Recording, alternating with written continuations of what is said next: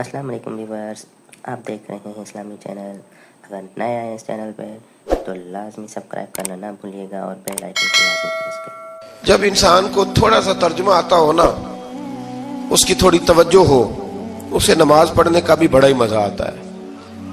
नबी करीम अलैहिस्सलाम फरमाते हैं, रब फरमाते हैं, ये सूरह फातिहा मेरे और मेरे बंदे के दरमियान आधी आधी है, आधी मेरी है आधी मेरे बंदे की है। जब वो कहता है ना मालिक यौमिद्दीन, तो यहां तक वो मेरी तारीफ करता है।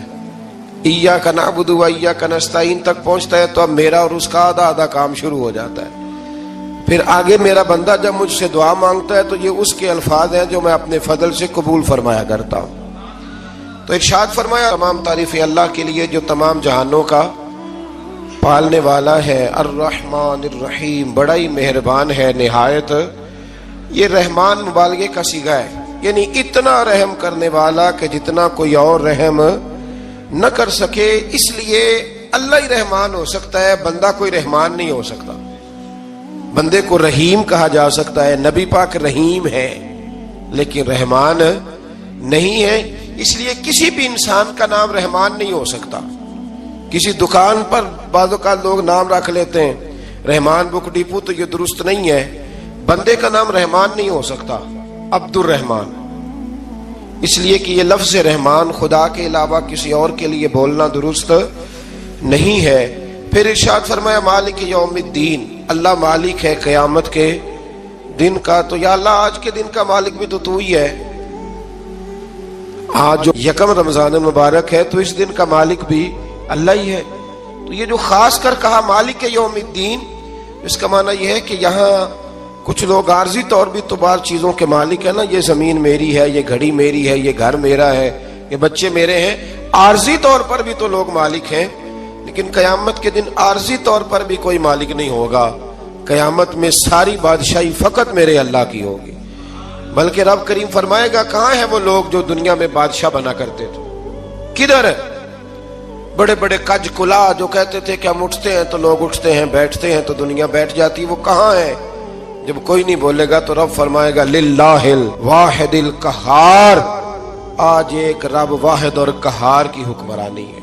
फिर इरशाद फरमाया इय्याका नअबुदु व इय्याका नस्तईन, बेशक हम तेरी ही इबादत करते हैं और तुझी से मदद चाहते हैं। इबादत भी अल्लाह की है और मदद भी, ये जो बंदों के जरिए बाज़ औक़ात मदद होती है तो ये मदद भी अल्लाह की है, ये मदद भी अल्लाह की है। ये किसी बंदे ने माइक बनाया है जिसकी मदद से आप तक आवाज जा रही है, तो उसको अकल किसने दी थी बनाने की?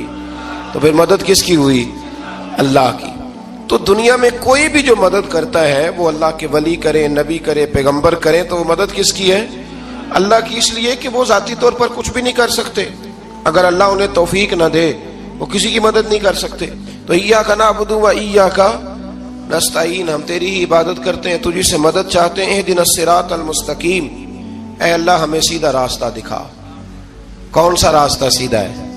कौन सा रास्ता सीधा है? तो अल्लाह ने खुद ही फरमाया, ऐसे ही ना भटक जाना, रास्ता सीधा वो है सिरातल लज़ीना अनअमता अलैहिम, उन लोगों का रास्ता सीधा है जिन पर अल्लाह ने इनाम फरमाया है। और वो कौन है? कुरान मजीद ने खुद फरमाया, अनअमल्लाहु अलैहिम मिनन नबिय्यीना वस्सिद्दीकीना वश्शुहदाई वस्सालिहीन, वो नबी हैं, सिद्दीक हैं, शहीद हैं और नेक लोग हैं। फरमाया अपनी मर्जी के रास्ते पे चलोगे तो भटक जाओगे। रब की बारगाह में सवाल करना कि वो तुम्हें नबियों के, सिद्दीकों के, शहीदों के और नेक लोगों के रास्ते पे चलाए। गैरिल मग़दूबी अलैहिम वलद्दालीन, न उन लोगों के रास्ते पे चला जिन पर तेरा गजब हुआ और न उनके रास्ते पे चला जिन पर तू नाराज हुआ, जिन्हें तूने गुमराह किया, उन लोगों के रास्ते पे न चला, बल्कि उन लोगों के रास्ते पे चला जिन पर तेरा इनाम हुआ। ये जो लोग हैं ना मग़दूबी अलैहिम वलद्दालीन, एक गिरोह यहूदियों का है और एक ईसाइयों का है। कहा जा रहा है या अल्लाह ना यहूदियों के रास्ते पे चला और ना ईसाइयों के रास्ते पे चला, हमें तो अबू बकर सिद्दीक के रास्ते पे चला, हमें तो उमर फारूक के रास्ते पे चला, उस्मान गनी, मौला अली और जनाबी अबू हुरैरा के रास्ते पे चला। अब ये सूरह फातिहा का तो मैंने मुकम्मल तर्जुमा अर्ज किया। सूरह बकरा ये कुरान मजीद की सबसे बड़ी सूरह है। एक हदीस इसकी फजीलत पे सुन ले। नबी करीम अलैहिस्सलाम ने फरमाया जिस घर में सूरत बकरा पढ़ी जाए ना, फरमाया जिन क्या वहां से तो शैतान भी भाग जाता है। सूरह बकरा घरों में पढ़े, ये सबसे बड़ा तावीज है। अगर घर में जिन्नात हो, कोई आसेब हो, और ये वो वाला तावीज है जो मदीने वाले रसूल ने अता फरमाया है। ये सबसे बड़ी सूरह है। मुफस्सिरीन फरमाते हैं अगर कोई इस्तदलाल की कुव्वत रखता हो तो एक 100 चीज का अल्लाह ने हुक्म दिया है, बल्कि इमाम आज़म फरमाते हैं 100 थोड़ी है, मेरी नजर से पढ़ो तो 1000 चीजों का हुक्म दिया है, 1000 से मना किया है, और 1000 किस्म की नसीहत अल्लाह करीम ने सूरह बकरा के अंदर फरमाई है। इस सूरह मुबारका का जो पहला रुकू है ना, उसमें जो सबसे पहली आयत है वो है अलिफ लाम मीम। इनको कहते हैं हुरूफे मुकत्तियात। पहला लफ्ज ही जब कोई कुरान मजीद का पढ़ता है ना, बहुत बड़ा आलिम फाजिल, बहुत बड़ा मुहद्दिस, तो उसे ये कहना पड़ता है कि मैं नहीं जानता, अल्लाह जानता है या अल्लाह का रसूल जानता है। अलिफ लाम मीम का माना हम नहीं जानते, अल्लाह जाने या अल्लाह का रसूल जाने, या जिसको वो दोनों बता दें वो जानता है, वरना ये अल्लाह और उसके रसूल का राज है। ये आगे इरशाद फरमाया ज़ालिकल किताबु ला रैब फीह, ये वो अजीम किताब है जिसमें शक की कोई गुंजाइश नहीं है। हुदल लिल मुत्तकीन, ये हिदायत है परहेजगारों के लिए। सवाल ये होता था कि या अल्लाह, जो मुत्तकी परहेजगार हैं वो तो पहले ही हिदायत पे हैं, तो कुरान भी अगर उन्हें ही हिदायत देगा तो फिर जो गुनहगार हैं उनकी हिदायत कहाँ है। तो इस आया मुकद्दसा का माना मुफस्सिरीन ने यह बयान फरमाया कि मतलब इसका यह है कि कुरान हिदायत देता सबको है, लेकिन इससे हिदायत हासिल मुत्तकी लोग करते हैं। बारिश बरसती है ना सब जगहों पे, लेकिन अगर किसी ने फर्श कराया हो, टाइलें लगवाई हो, तो वहां फल फूल उग सकते हैं, सब्जा उग सकता है, उसके लिए जमीन का जरखेज होना शर्त है। कुरान मजीद सबको हिदायत देता है, लेकिन कुरान मजीद से हिदायत लेते वो है जिन्हें अल्लाह ने तकवे वाला दिल अता फरमाया, डरने वाला दिल दिया। आगे जो आयात है ना 5, उनमें अल्लाह तबारक व तआला ने मुत्तकी लोगों की फजीलत बयान की है, निशानियां बयान की हैं कि वो कौन होते हैं। उनमें पहला इरशाद फरमाया कि मुत्तकी वो होता है जो गैब पे ईमान ले आता है, इस चक्कर में नहीं पड़ता कि आंखों से देखूंगा तो मानूंगा। और दूसरा फरमाया मुत्तकी वो होता है जो नमाज कायम करता है और अल्लाह के दिए हुए रिस्क से अल्लाह के रास्ते में खर्च करता है। और तीसरा फरमाया मुत्तकी वो होते हैं क्या महबूब जो कुरान हमने आप पे नाजिल किया उस पर भी ईमान लाते हैं, और जो आपसे पहले नाजिल किया गया उस पर भी ईमान लाते हैं, यानी तौरात को, ज़बूर को, इंजील को, इसको भी वो मानते हैं। और फिर अल्लाह करीम ने फरमाया उलाइका अला हुदम मिर रब्बिहिम व उलाइका हुमुल मुफलिहून।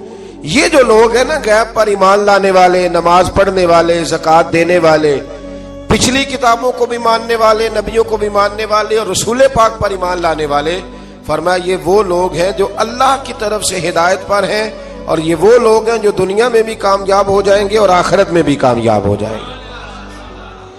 फिर आगे ना अल्लाह तबारक व तआला ने कुफार का जिक्र फरमाया है 3 आयात के अंदर। मोमिन के बाद दूसरा दर्जा किसका है जिक्र में? काफिर का। पहले बात हुई 5 आयात में मोमिनों की, अब 3 आयात में जिक्र किया गया पक्के काफिरों का। मोमिन वो होता है जुबान से भी अल्लाह और उसके रसूल को माने, उनकी लाई हुई चीजों को माने और दिल से भी तस्लीम करे।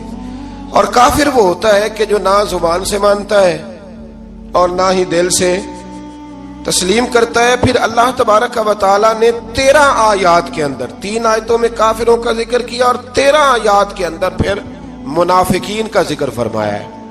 मुनाफिक किसको कहते हैं? मुनाफिक उसको कहते हैं जो जुबान से तो दावे ऊंचे ऊंचे करता है ईमान के, लेकिन उसके दिल में ईमान मौजूद नहीं होता। आप हैरान होंगे, यहीं पे बात को जरा गौर से समझे कि मोमिनों का जिक्र 5 आयात में और कुफार का 3 आयात में, पक्के कुफार का, और मुनाफिकीन के लिए अल्लाह ने अगले ही रुकू में 13 आयात बयान फरमाई। 13। ये खतरनाक गिरोह है मुनाफिकीन का, ये खौफनाक लोग हैं। ये वो छुपी हुई बीमारी है कि जिसको पकड़ना थोड़ा मुश्किल है। कुछ बीमारियों को डॉक्टर कहते हैं ना ये खामोश कातिल है, कत्ल कर देती है पर पता नहीं लगने देती।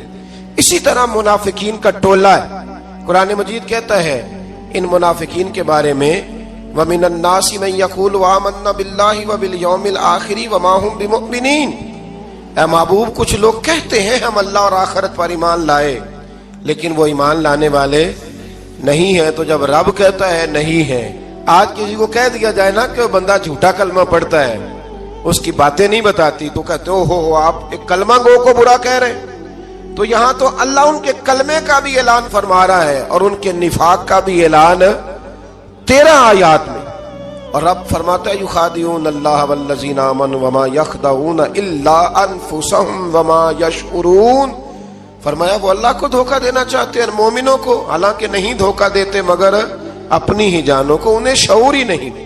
اللہ تبارک و تعالیٰ نے 13 آیات کے اندر مکہ مکرمہ میں منافق کوئی نہیں تھا جب تک حضور نے ہجرت نہیں کی تھی۔ کیوں؟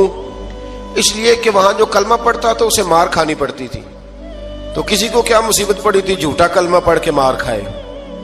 مدینے میں جب اسلامی حکومت قائم ہو گئی نا، تو کچھ لوگوں نے اسلامی حکومت سے فائدہ لینے کے لیے جھوٹے موٹے کلمے پڑھ لیے، اندر کفر رکھتے تھے، اوپر سے اظہار اسلام کرتے تھے۔ تو رب فرماتا ہے کہ ان کا یہ ایمان قابل قبول نہیں ہے۔ تو یا اللہ پھر کس کا ایمان قابل قبول ہے؟ تو اللہ کریم نے فرمایا وَإِذَا قِيلَ لَهُمْ آمِنُوا كَمَا آمَنَ النَّاسُ، جب ان سے کہا جاتا ہے نا اس طرح ایمان لاؤ جس طرح دوسرے لوگ لائے، یعنی ابو بکر صدیق کی طرح ایمان لاؤ، عمر فاروق کی طرح ایمان لاؤ، عثمان غنی کی طرح، مولا علی کی طرح، بلال حبشی کی طرح، تو کیا جواب دیتے ہیں؟ قالوا انؤمن كما آمن السفهاء، کیا اس طرح ایمان لائے جس طرح یہ بیوقوف ایمان لائے؟ الا انہم هم السفهاء، اللہ فرماتا ہے خبردار بے شک وہی بیوقوف ہے، ولکن لا يعلمون، لیکن انہیں اس کا علم نہیں ہے۔ وہ کہا کرتے تھے کہ یہ تو بیوقوف ہے معاذ اللہ۔ ابو بکر صدیق نے سارا ہی مال دے دیا نبی پاک کو، عمر فاروق نے آدھا دے دیا، مولا علی نے سارا کچھ حضور کے نام کر دیا، عثمان جو کماتے محنت کے ساتھ وہ سارا وہاں جا کے پیش کر دیتے، تو بیوقوفی ہے۔ آج بھی کچھ لوگ کہتے ہیں کلمہ پڑھنا چاہیے سیدھا سیدھا، یہ کیا بات ہو گئی کیا بندہ مسیتڑی ہو جائے؟ کاروبار بھی تو کرنا ہے نا، نماز روزہ بھی، تو بیوقوفی ہے۔ اللہ جواب دیتا ہے، فرمایا الا انہم هم السفہاء، خبردار بیوقوف تو تم ہو کہ میرے محبوب کی شریعت کا، دین کا، روحانیت کا سورج چمک رہا اور تم نے فیض ہی کوئی نہیں حاصل کیا۔ تو میرے بھائیوں، صحابہ کا ایمان وہ ایمان ہے، اہل بیت نبوت کا وہ ایمان ہے کہ اللہ کو ایمان بھی وہ والا پسند ہے جو حضور کے غلاموں جیسا ایمان ہو۔ اللہ تبارک و تعالیٰ نے منافقین کا ذکر فرمایا، تو پھر اللہ کریم نے فرمایا یہ تو وہ بیوقوف لوگ ہیں اس آدمی کی طرح جو آگ جب پوری جلا لیتا ہے نا روشنی پھیل جاتی ہے تو پھر اللہ اس کا نور لے جاتا ہے۔ انہوں نے بھی چلاکیاں کر کے تھوڑا سا ماحول بنایا تھا تو اللہ نے ان کے سارے پردے کھول دیے، ان کے پاس کچھ باقی بچا، ان کے پردے کھول گئے۔ رسول کریم علیہ السلام کی بارگاہ میں نا ایک دن ان منافقین نے شرارت کر دی۔ منافقین نے شرارت کیا کی؟ جب حضور صلی اللہ علیہ وسلم نے فرمایا نا پوچھو جو پوچھنا ہے، تو امام راضی کہتے ہیں یہ پیچھے نمازیں پڑھتے تھے، یہ 313 تھے حضور کے پیچھے۔ اگر مدینے میں رہ کے منافق ہو سکتے ہیں تو باقی ملکوں میں بھی تو ہو ہی سکتے ہیں نا جی۔ حضور کے پیچھے نمازیں پڑھتے تھے، تو ایک دن کہنے لگے جی یہ کہتے ہیں جو مرضی پوچھو تو ہم پیچھے نمازیں پڑھتے ہیں، ہمارا انہیں پتہ نہیں۔ جب یہ اعتراض کیا نا حضور کے علم پر، آپ سمجھ لیں کہ حضور کے علم پر اعتراض کرنا طریقہ کس کا ہے؟ طریقہ کس کا ہے حضور کے علم مبارک پر اعتراض کرنا؟ کہنے لگے پیچھے نمازیں پڑھتے ہیں، انہیں پتہ ہی نہیں۔ جب یہ کہا تو اللہ کے رسول نے نا، جمعے والا دن تھا، حضور نے فرمایا میرے علم پر اعتراض کرتے ہو؟ 70 بندے نام لے کر اور ولدیتیں لے کر، بلکہ بہت سارے ایسے تھے جنہیں کنفرم ہو گیا کہ ولدیت اصل میں ہے کیا، انہیں طے ہو گیا۔ حضور کے بے ادب کے لیے یہ طے کرنا بھی مشکل ہوتا ہے نا، طے ہو گیا کہ ولدیت ہے کیا۔ 70 بندے نام لے کے حضور نے مسجد نبی سے نکال دیے، فرمایا یا فلاں بن فلاں قم فخرج فإنک منافق، او فلاں کے بیٹے فلاں کھڑا ہو جا، نکل جا، تو منافق ہے۔ حضور نے 70 بندے نکال دیے۔ اب 70 بندے اکٹھے گلی میں نکلیں تو رش تو پڑ جاتا ہے نا۔ حضرت عمر فاروق لیٹ ہو گئے، جمعے میں آ رہے تھے، ان کو جاتے ہوئے دیکھا تو عمر فاروق فرمانے لگے جمعہ ہو گیا ہے، بھائی 70 بندے نکل آئے باہر، جمعہ ہو گیا. تو ایک منافق کہنے لگا تھا کہ نہیں حضور نے نکال دیا. تو عبداللہ بن ابی سلول جو ان کا سربراہ تھا نا، وہ کہنے لگا چپ کر. حضرت عمر سے کہنے لگا ہاں جی ہو گیا ہے. وہ بھی کہنے لگا تھا نہیں ہوا، ہمیں نکال دیا گیا. تو یہ سردار بولا، کہنے لگا ہو گیا ہو گیا. حضرت عمر کہنے لگا چلو جمعہ ہو گیا تو جا کے اندر حضور کی زیارت ہی کر لیتا ہوں، لیٹ تو ہو ہی گیا ہوں. حضرت عمر اندر چلے گئے تو پیچھے سے وہ منافقین اپنے سردار سے کہنے لگے کہ 2 منٹ میں عمر کو پتہ چل جائے گا کہ تم نے جھوٹ بولا ہے. عمر کو جا کے پتہ چل جائے. کہنے لگا بڑے پاگل ہو، میں نے تمہاری جان بچائی ہے. نبی پاک نے تو مسجد سے نکالا ہے نا. تو عمر کو پتہ چل جاتا نا ہم منافق ہیں. تو ابو بکر بھی مسجد میں تھے، علی بھی مسجد میں تھے، عثمان بھی مسجد میں تھے، بچانے والا ہی کوئی نہیں تھا. عمر نے تلوار لے کے تو دنیا سے ہی نکال دینا تھا. تو میں نے جان بچائی ہے، آپ جائیں گے نا اندر تو حضور ٹھنڈا کر دیں گے، فرمائیں گے چلو میں نے نکال جو دیا ہے. تو یہ وہ منافقین کی جماعت ہے. دوسرے سے تیسرے رکوع میں نا اللہ تعالیٰ نے انسان کو یاد کرایا ہے کہ تو نے عبادت اپنے رب کی کرنی ہے.